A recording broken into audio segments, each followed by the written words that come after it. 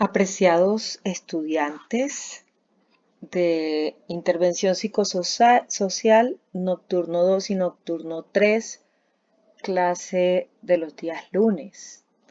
He decidido grabar esta clase porque ya han sido dos lunes festivos consecutivos que nos va atrasando en nuestro plan de estudios, en nuestro programa de asignatura. Por tanto, voy a complementar el contenido de la semana pasada, ya que ustedes tuvieron la segunda parte de la clase en la clase grabada y voy a complementar con la primera parte. Como les dije en la clase grabada, no es requisito verla en un orden, no importa, porque son temas que se complementan entre sí en todo lo que es el ámbito de la intervención psicosocial y su fundamentación teórica. La clase grabada fue sobre la fundamentación teórica y ahora vamos a proceder con los demás planteamientos.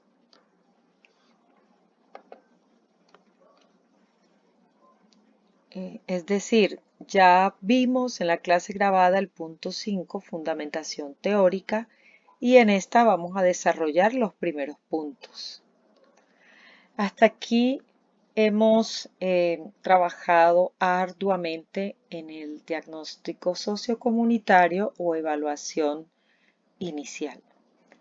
Hemos estado preguntándonos constantemente cuál es el problema, qué es lo que sucede, cuál es la comunidad, cuáles son las necesidades o problemas sociales de la comunidad. Y ya tenemos un diagnóstico, incluso apoyado a través del árbol de problemas y a través de los planteamientos para la evaluación formulados por Achúcarro y San Juan. Teniendo ya un diagnóstico, tenemos que formular los objetivos. Tenemos el objetivo general, que es el objetivo global de la intervención, y los objetivos específicos, que vienen siendo los objetivos intermedios que me van a llevar a cumplir con ese objetivo general. Y estos objetivos son los que nos van a permitir construir un programa de intervención. ¿Sí? Estos objetivos son la columna vertebral de lo que va a ser la intervención. Entonces, para ello, nos hemos estado haciendo algunas preguntas y tenemos que hacer otras. En este momento, ¿cuál es el problema? ¿Qué queremos hacer? ¿Cuáles son nuestros objetivos? ¿Cómo lo vamos a hacer? ¿Con qué medios contamos y cuál será su costo? Recuerden aquí que los medios con que contamos incluyen los recursos comunitarios. ¿Qué consecuencias tendría no actuar? Estos argumentos los tenemos en el árbol de problema, en la parte frondosa, donde hemos puesto los efectos o consecuencias. ¿Y qué ventaja supondría nuestra actuación? ¿Cuáles son los beneficios que nuestra intervención va a aportar a la comunidad? Entonces, tenemos que la intervención psicosocial es toda una serie de actividades que están orientadas para producir cambios en la conducta de los individuos o grupos diana o en algunas características de su entorno. Y allí aparece un concepto nuevo, el de grupos diana o población diana, que es la población involucrada en el problema y a la cual dirigimos nuestra intervención. Es como la idea de Diana para tiro al blanco, ¿sí? Ustedes han visto ese tablerito que tiene una serie de círculos y un punto central. Ese es el blanco.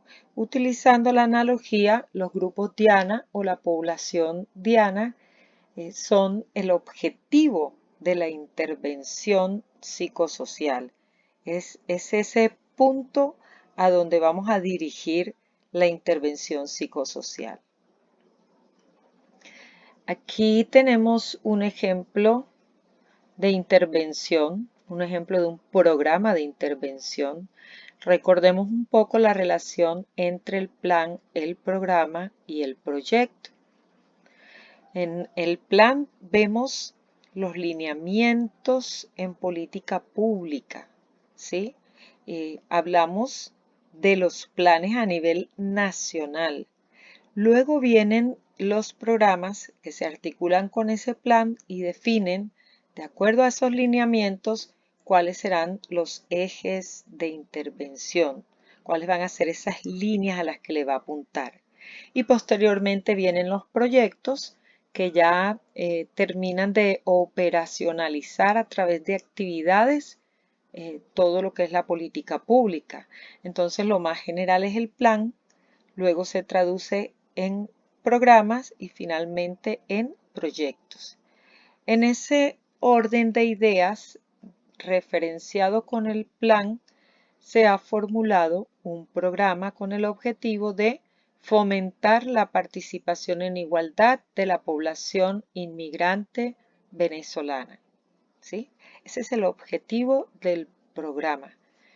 A su vez, el programa tiene unos objetivos específicos que son los que están en recuadro amarillo: crear recursos, herramientas específicos que faciliten la participación en igualdad de la población venezolana. El segundo, formar en interculturalidad. Y el tercero, detectar situaciones de discriminación. A su vez, cada uno de esos objetivos específicos del programa se van a convertir en el objetivo general del proyecto.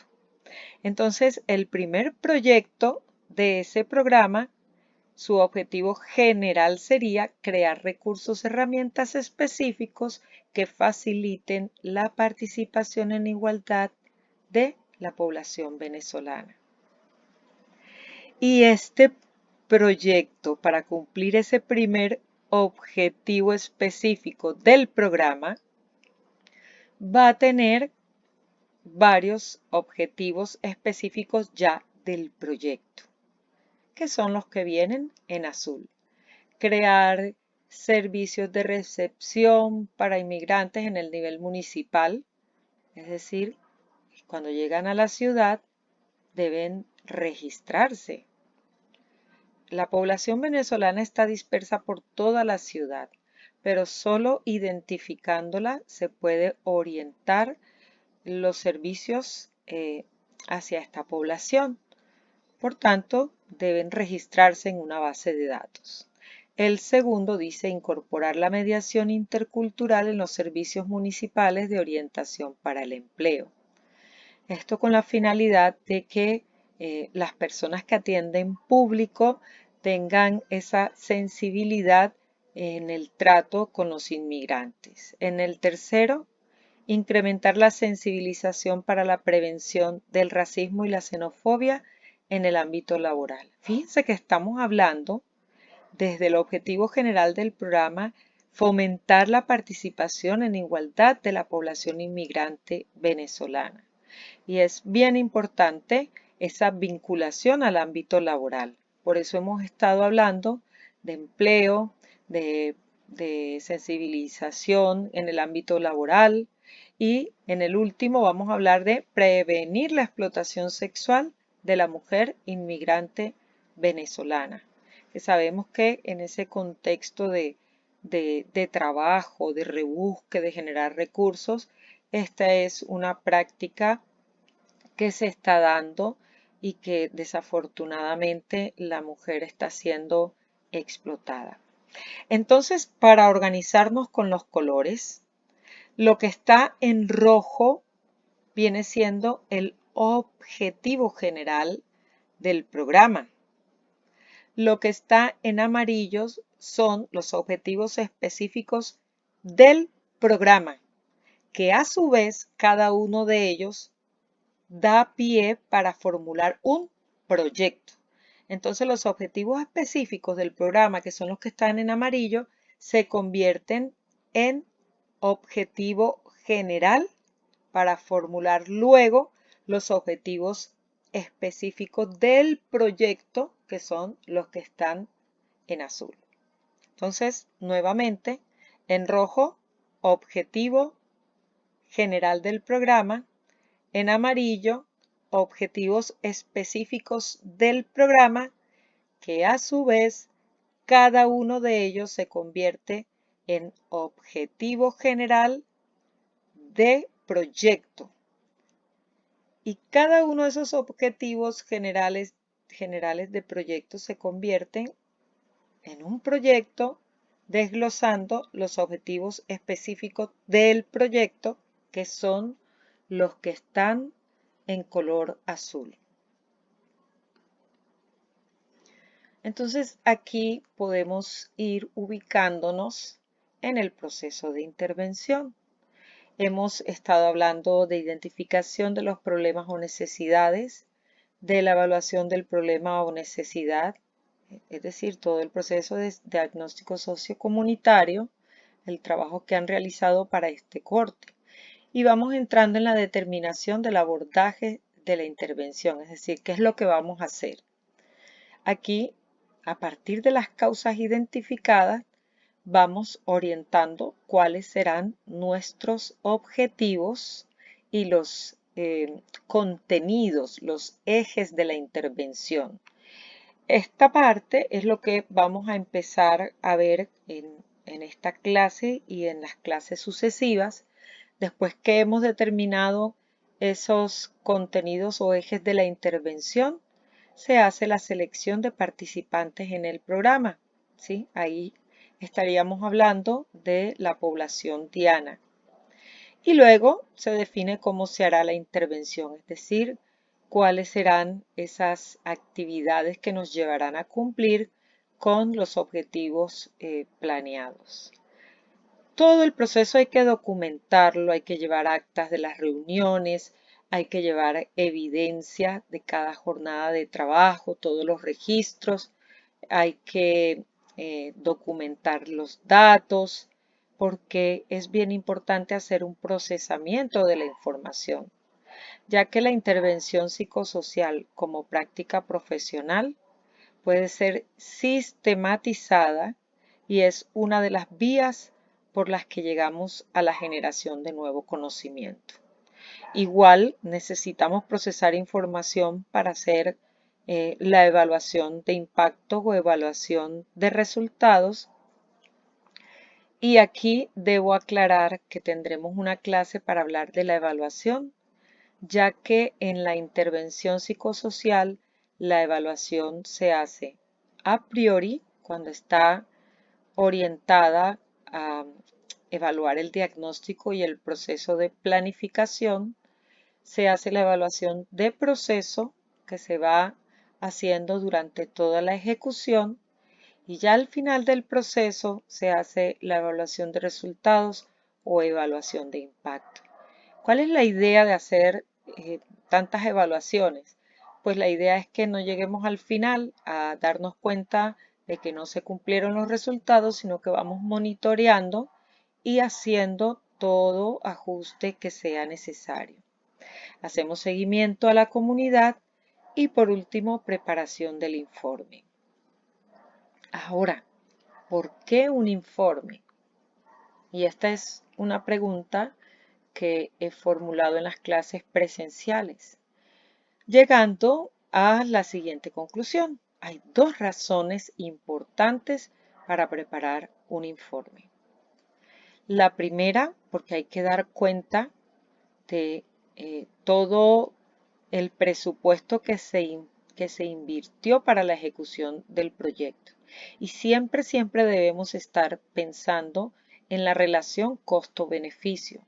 Cuando se formula una intervención va a tener unos costos, vamos a hacer un uso racional de los recursos y a su vez, después de implementada, tenemos que dar cuenta de cada peso destinado en el presupuesto. Entonces, por un lado, porque hay que dar cuenta a la institución, organización, fundación que está dando los recursos, hay que dar cuenta de que se hizo con esos recursos y esa inversión en qué tipo de beneficios, estamos hablando de los resultados, ha dado como resultado, ¿no? Entonces es importante desde ese punto de vista. Pero además, ahorita les decía que la intervención psicosocial como práctica profesional debe ser también objeto de análisis, porque es toda una experiencia generadora de nuevo conocimiento. Entonces también hay que preparar un informe en donde resaltemos las lecciones aprendidas, ¿sí? La experiencia, los factores clave, donde podamos hacer también un ejercicio autocrítico del proceso, entre otros aspectos. Pero una vez preparado el informe, hay que darlo a conocer. Muchos informes se quedan engavetados, perdiendo la posibilidad de ser generador de nuevo conocimiento. Y esa devolución y divulgación se debe hacer a la institución que está financiando el proyecto, se debe hacer a la comunidad para que sepan cuál fue el impacto del trabajo realizado, pero además se debe divulgar a la comunidad científica. Y para divulgar a la comunidad científica hay dos mecanismos. El primero es a través de medios escritos, entonces estaríamos hablando de divulgación del informe a través de artículos que son sometidos a revisión por pares académicos y que son avalados para ser publicados en revistas especializadas de la comunidad científica. Y la otra forma sería oralmente, ¿no? A través de ponencias en eventos académicos, eventos científicos. Y estas son oportunidades que los psicólogos no debemos desaprovechar. Fíjense tanto que se trabaja en intervención y que si no se lleva hasta esa divulgación, son importantes esfuerzos, importantes conocimientos que están quedando rezagados o engavetados y no se están dando a conocer. Entonces, estudiantes, ahí les dejo la inquietud en cuanto a trascender toda una experiencia de intervención en la medida en que puede ser productora o generadora de nuevo conocimiento científico. Ok, entonces algunos referentes conceptuales o teóricos importantes para comprender la intervención psicosocial como acción social. Primero, el principio de acción-reacción que postula o habla de la relación que establecemos con los problemas sociales. ¿Y qué es lo que plantea? Bueno, que para cambiar los problemas tenemos que conocerlos, pero a su vez cambiarlos nos ayuda a conocerlos. Entonces, todo el proceso es generador de conocimiento. Luego, desde la teoría de la acción social, se plantea partir del conocimiento para actuar, es decir, primero el conocimiento al servicio de la comprensión de esa realidad y al servicio de, digamos, de la formulación de la intervención. Pero también reconoce que se puede partir de la acción para acumular conocimiento. Y fíjense cómo les argumentaba ahorita que el proceso de intervención es generador de conocimiento. Y por último, la interacción en sentido estricto, que refiere a ese impacto que tiene esa interacción entre el equipo de intervención y la realidad social, ¿sí? Entonces, ¿cómo a partir de esa experiencia se logra un estado y una relación mutua diferentes a la inicial, tanto el equipo de intervención como la comunidad y esa realidad y su realidad social se transforman a partir de esa interacción.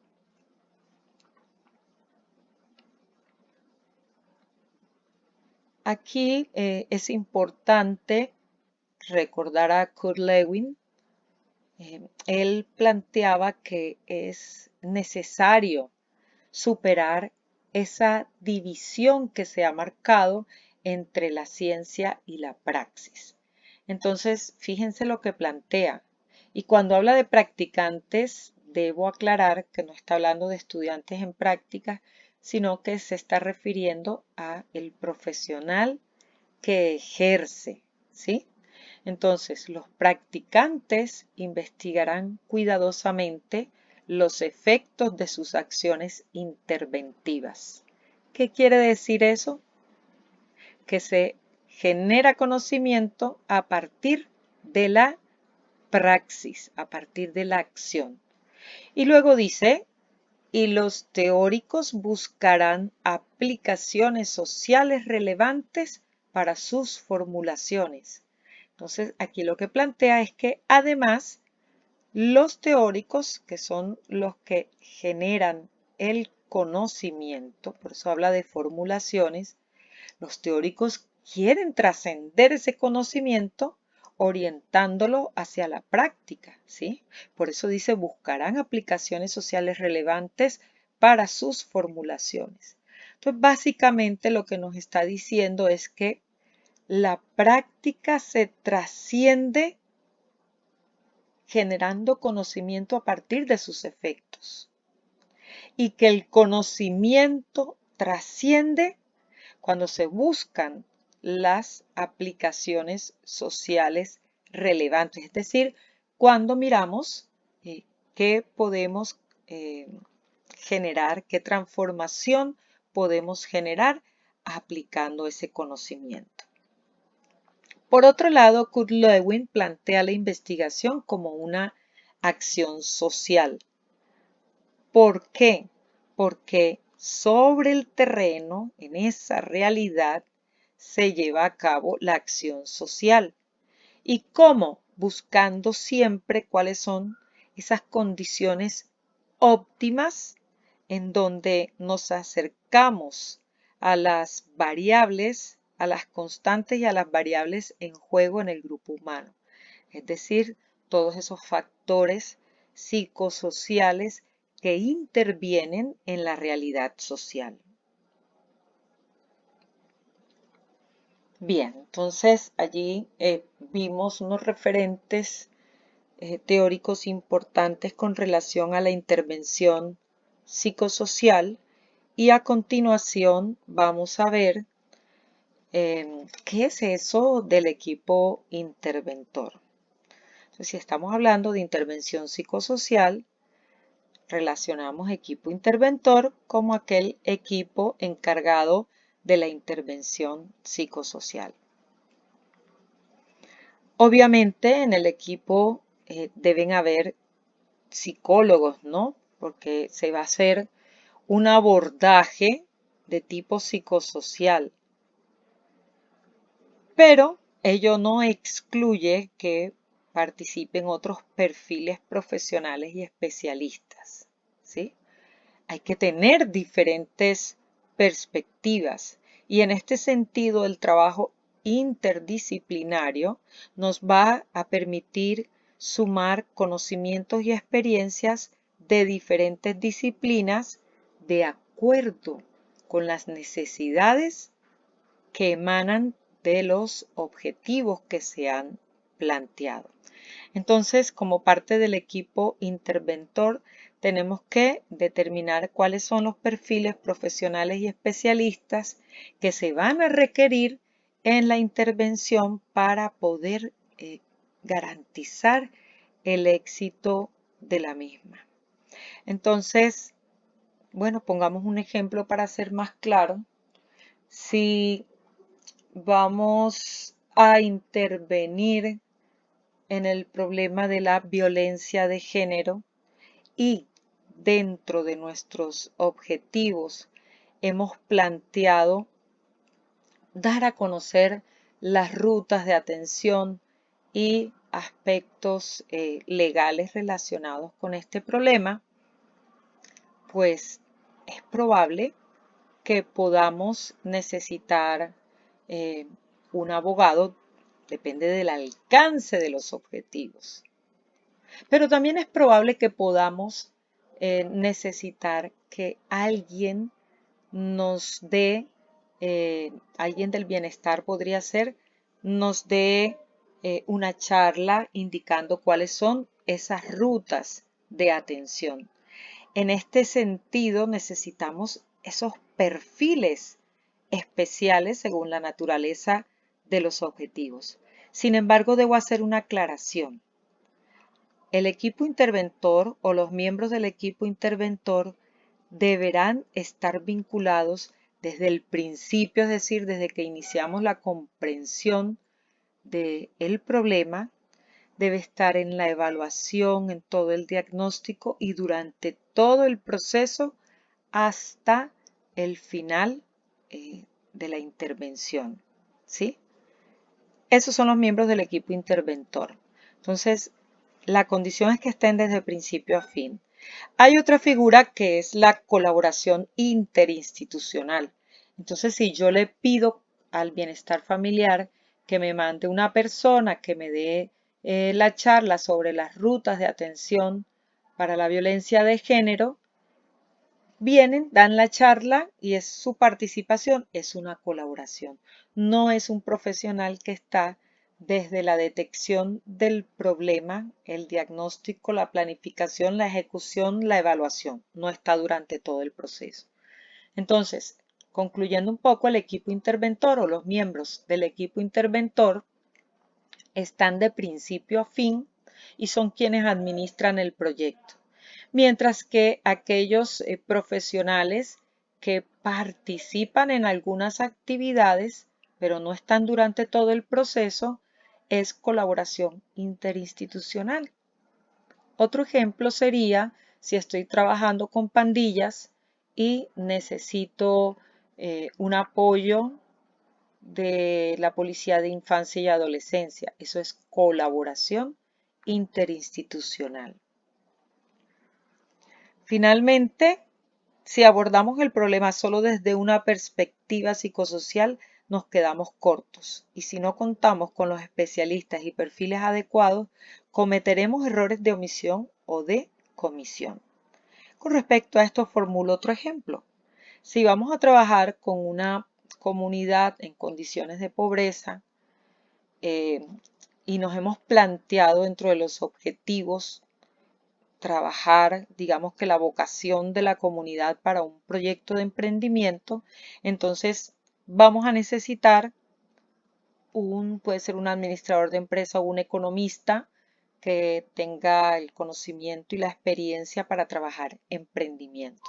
Entonces, por eso se plantea que no nos podemos quedar únicamente con la perspectiva psicosocial, sino que debemos hacer un trabajo interdisciplinario que nos ayude a no quedarnos cortos. A continuación, vamos a ver los ámbitos de intervención. Vamos a ver 7, ¿sí? Tenemos salud física y mental, servicios sociales, justicia, trabajo y organizaciones, el educativo, el socioambiental y el cultural de tiempo libre o deporte. Y vamos a ver en qué consiste cada uno para diferenciarlos y a su vez, en la medida en que vamos describiéndolos, en la medida en que me van escuchando, la idea es que cada uno vaya pensando en el problema con el que vienen trabajando y identifiquen con cuál ámbito de intervención se relacionan.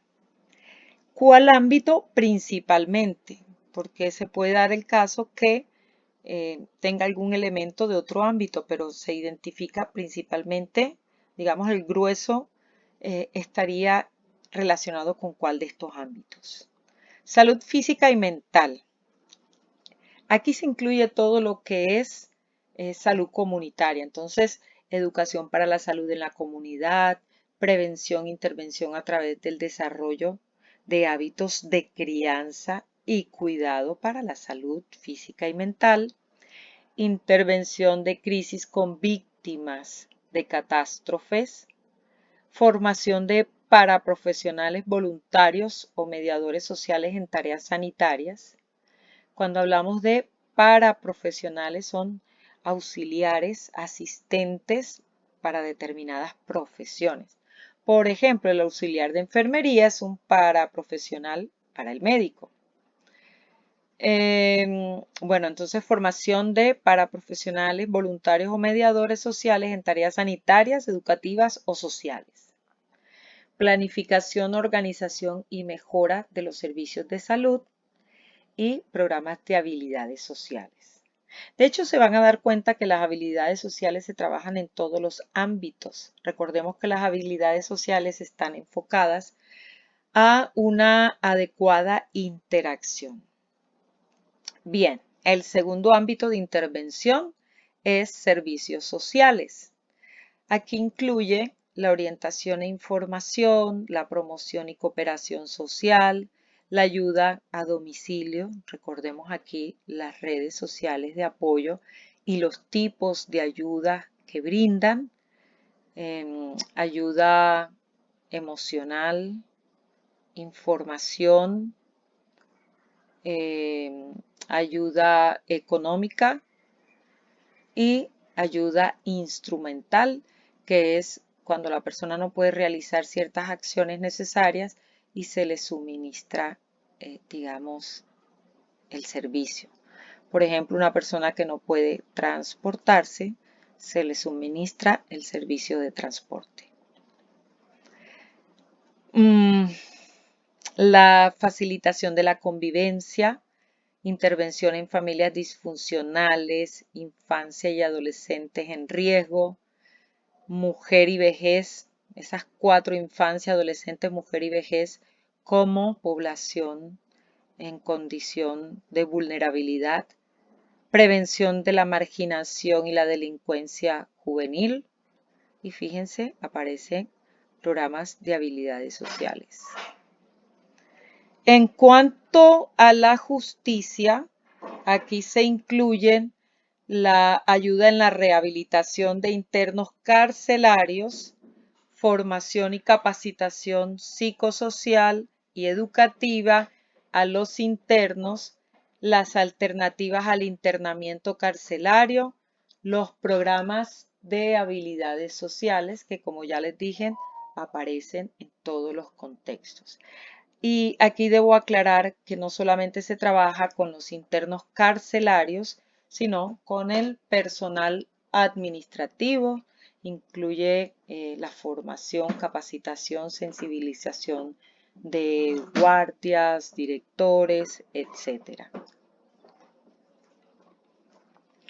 En cuanto al trabajo y las organizaciones, no es solamente el trabajo, fíjense que vamos a mencionar el desempleo, vamos a mencionar la reinserción, vamos a mencionar las disfunciones que se dan en las empresas y vamos a mencionar también lo que es la jubilación. Entonces, aquí consecuencias del desempleo, salud laboral, prevención del estrés laboral, promoción de la calidad de vida laboral. Aquí se incluye también la inserción social y profesional de personas que durante mucho tiempo han estado desempleadas. Importante. Por ejemplo, cuando las madres deciden dejar de trabajar para criar a sus hijos. Aquí, bueno, es importante también poder tener programas, poder tener iniciativas para ayudarlos en esa reinserción laboral. Ok, Tenemos promoción de la satisfacción laboral, ¿sí? Lo que es la moral organizacional, reinserción social, prevención de disfunciones de la empresa, especialmente el alcoholismo, aquí también el consumo de sustancias psicoactivas, el ausentismo o absentismo, la siniestralidad. Cuando hablamos de siniestralidad se refiere a, digamos, la accidentalidad en la empresa, pero ya incluye la idea de que no son, digamos que tan eventuales, sino que hay cierta frecuencia en cuanto a los accidentes. Y bueno, un accidente se entiende como una suma de factores que se conjugan al mismo tiempo para crear esa situación. Es decir, una sola causa no genera un accidente. Un accidente se da cuando se identifican varias fallas al mismo tiempo. El bienestar humano en la empresa, la prevención de los efectos negativos de la jubilación. Aquí está relacionado con la preparación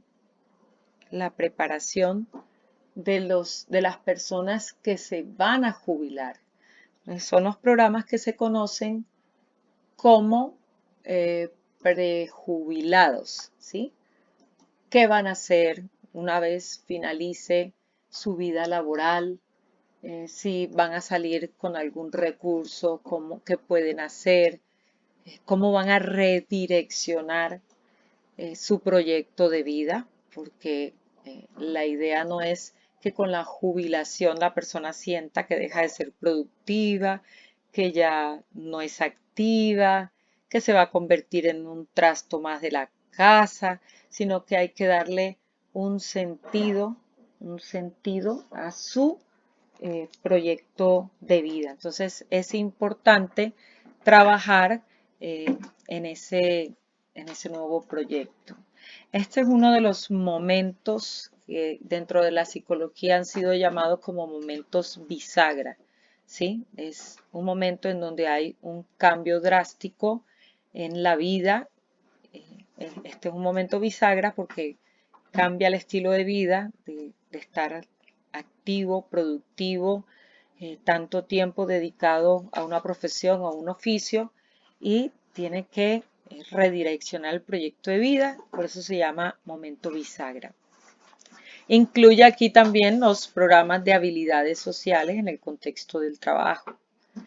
Luego está el educativo, que incluye las escuelas de padres, que bueno, aun cuando en la literatura siguen llamando las escuelas de padres, yo siempre hablo de las escuelas de familia, porque la idea de escuela de padre crece, nace, surge a partir de la idea de familia nuclear.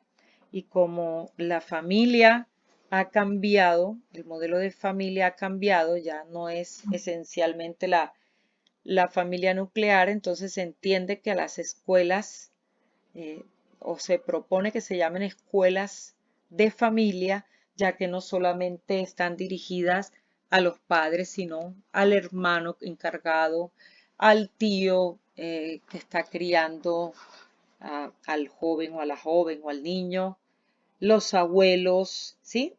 Ya se abre la posibilidad de que no siempre son los padres quienes están a cargo de los niños, de los jóvenes. Prevención de las drogodependencias, promoción de conductas saludables, como por ejemplo la alimentación, cómo se deben alimentar. Prevención de la violencia, aquí entra el tema del bullying, que tanto daño nos ha hecho. Complementación educativa o extracurricular a estudiantes que han estado social o culturalmente deprimidos o en desventaja, y programas de habilidades sociales. En los dos últimos, socioambiental y cultural de tiempo libre y deporte, no aparecen los programas de habilidades sociales, pero hago la aclaración también se trabaja en estos contextos. En todos los contextos hay interacción social, por tanto, las habilidades sociales se pueden trabajar en todos ellos. En el ámbito socioambiental se incluye la animación sociocultural, las actividades y talleres dirigidos a la comunidad o grupos específicos. Fíjense que son actividades que tienen un propósito, tienen un objetivo específico, ¿no? Actividades recreativas desde centros cívicos con finalidad comunitaria, dinamización deportiva ligada a la prevención de grupos de riesgo. Por ejemplo, un campeonato entre dos pandillas que rivalizan puede ser, yo les decía, tienen un propósito específico. No es el campeonato porque sí, porque les gusta el fútbol. Es el campeonato porque a través del deporte voy a enseñarles algo. Tengo un propósito claro, por ejemplo, em, la competencia sana, amigable, por ejemplo, el trabajo en equipo, por ejemplo, cómo enfrentar y superar el fracaso, por ejemplo, cómo manejar el éxito, ¿sí? Son temas que se pueden trabajar a partir de las competencias deportivas. Y ya en el último, cultural, tiempo libre y deporte, que se sustenta también con la psicología ambiental. La psicología ambiental no es solamente el medio ambiente natural, sino como todo tipo de ambientes, espacios físicos, rurales o urbanos, se diseñan para tener un impacto en las personas, en la comunidad. Y todo esto tiene que ver además con la intervención urbana, ¿sí? La personalización de los espacios interiores y abiertos. Estamos hablando de espacios urbanos y rurales, espacios cerrados, espacios abiertos. Por ejemplo, en estos momentos tengo estudiantes en práctica con la alcaldía. La alcaldía tiene programas de intervención urbana como barrios a la obra, como los de mejoras de vivienda. Pues cualquiera pensaría que todo es ganancia porque qué chévere que nos arreglen el barrio, nos pavimenten las calles, o bien a nivel de mejoras de vivienda, qué chévere que nos remodelen la cocina, nos mejoren las condiciones sanitarias en los baños. Sin embargo, esto puede ser también generador de conflicto. Y, por ejemplo, en el caso de las vías de acceso, la pavimentación de las calles, podemos encontrar intereses contrarios, ¿no? Se entiende que un barrio con muy buenas vías de acceso, esto va en contra de los intereses de la delincuencia, del microtráfico. Con buenas vías de acceso más fácil puede llegar la policía. Con un barrio iluminado es más difícil esconder la delincuencia, ¿sí? Y a nivel de las mejoras de vivienda, pues sí, muy rico que le arreglen a uno la cocina, que le arreglen los baños, pero implica también una serie de incomodidades, perdón, que pueden ser generadoras de conflicto, como que durante la ejecución de las obras las personas tienen dificultades para hacer uso de estos espacios. Imagínense nada más y nada menos que para hacer uso de la cocina y de los baños. Entonces eso implica un reajuste en la rutina diaria y las labores domésticas, porque durante las horas hábiles pues van a estar los trabajadores enfrente de la remodelación. Entonces vean que tenemos un campo de acción bastante amplio. Y yo creo que ya aquí deben tener ustedes ya una claridad de cuál es el ámbito en el que van a proyectar su propuesta de intervención psicosocial.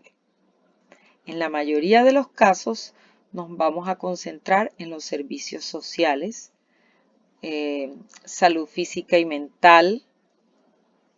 Sé que hay algunos en educativo, Esos son como los principales de acuerdo a los problemas que les he escuchado trabajar, ¿no? Ok, entonces aquí viene una parte bastante interesante. Hemos estado hablando en la identificación del problema o necesidad. Sabemos ya que la población diana es la población en la que se produce el problema y la población objetivo de la intervención. Y es necesario definir el problema correctamente. Hasta ahora se ha definido como un enunciado descriptivo del problema y de sus manifestaciones, y esto se ha utilizado para comprender y compartir con el equipo de intervención, ¿cierto? Nos hace falta definirlo en términos de conductas problemas, definirlo operativamente en términos de las variables. Entonces, el ejercicio que les voy a, o el ejemplo que les voy a mostrar a continuación nos permite comprender de manera gráfica cómo definimos el problema en términos de las conductas problemas que lo sustentan, los indicadores que podemos formular para hacerle seguimiento a esas conductas problemas y cómo lo operativizamos en términos de las variables que influyen para poder hacer el seguimiento. El último elemento de esta diapositiva es la fundamentación teórica que pues, ya les fue compartida en la clase grabada semanal. Entonces veamos cómo se realiza esto. Con el ejemplo del pandillismo, resulta que estamos en una comunidad barrial en donde se están presentando problemas con las pandillas. Hay muchos casos de delitos porque han estado atracando a las personas, incluso amenazándolas con armas. También se ha identificado que han habido muchas agresiones, tanto a familiares como a vecinos y transeúntes en el sector. Y la otra queja de la comunidad es que cada vez más estos jóvenes están consumiendo sustancias psicoactivas, incluso en espacios públicos, lo que genera una serie de preocupación en tanto pueden ser un mal ejemplo para niños y adolescentes que aún no están vinculados a la pandilla. Entonces, el problema psicosocial, dicho en una palabra, sería pandillismo. Ya sabemos que el problema se debe enunciar haciendo referencia también a la comunidad, al contexto. Pero para hacer el ejercicio gráfico, pues voy a escribir las ideas muy precisas. Entonces, de acuerdo con el relato que hice, identificamos 3 conductas problemas. La primera es conducta delictiva, la segunda es conducta agresiva y la tercera es consumo de sustancias psicoactivas. Ojo que estos son los que se encuentran en determinada comunidad. En otra comunidad se pueden presentar otras conductas problemas incluso con otras variables. Entonces veamos los indicadores. ¿Cómo puedo yo hacer seguimiento, cuantificar la conducta delictiva a través del número de delitos registrados? ¿Cómo puedo yo hacerle seguimiento a la conducta agresiva, es decir, ver su comportamiento, si aumenta, si disminuye o permanece igual, a través del número de denuncias por agresión? Incluso podríamos tener otro indicador, número de agresiones no denunciadas, porque sabemos que la denuncia generalmente está por debajo de la realidad. ¿Por qué? Porque no todas las personas denuncian. Y para el consumo de sustancias psicoactivas, número de casos reportados o número de casos identificados, ¿sí? La comunidad siempre sabe quiénes son los muchachos, como dicen popularmente, que meten vicio. Entonces, fíjense, cuando hicimos la evaluación, hablamos de información que debíamos buscar. Aquí estamos hablando de información con respecto a estos indicadores que debemos generar si no está un mecanismo en la comunidad. Por ejemplo, número de delitos registrados lo podemos conseguir a través del CAI. Eso es un dato que se puede conseguir. Pero de pronto, número de casos reportados para consumo de sustancias psicoactivas, no necesariamente tenemos esos datos organizados. Si no tenemos la forma de acceder a ellos como parte de la intervención, vamos a implementar un mecanismo para llevar el registro, cosa que se puede hacer a través de alguna de las instituciones presentes o a través de alguno de los líderes comunitarios. El asunto es que se puede implementar el mecanismo.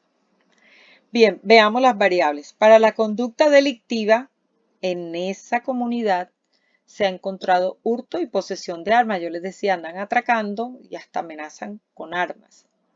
En esa comunidad, en otra podría estar allí también extorsiones, ¿sí? Pero en esta comunidad, con eso les quiero decir que este ejercicio no es teórico, sino que debe ser un reflejo de la realidad social de esa comunidad.